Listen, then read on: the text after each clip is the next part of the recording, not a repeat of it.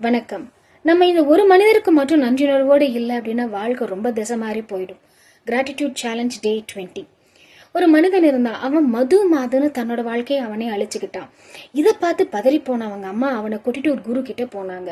அவனுக்கு குரு மேலேயும் நம்பிக்கை இல்லை, தெய்வத்து மேலேயும் நம்பிக்கை இல்லை.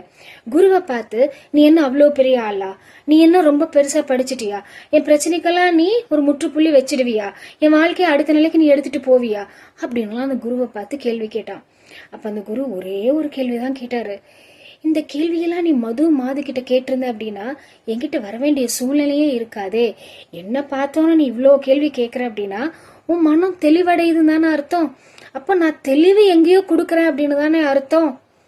அப்போ உன் பிரச்சனைக்கு என்னால முற்றுப்புள்ளியும் வைக்க முடியும், உன் வாழ்க்கையை அடுத்த நிலைக்கு எடுத்துட்டு போகவும் முடியும் அப்படின்னு சொன்னாரு. வாழ்க்கையில ஒரு நொடி கூட தவறாம நம்ம குருமார்களுக்கு நன்றி உணர்வோட இருக்கணும்.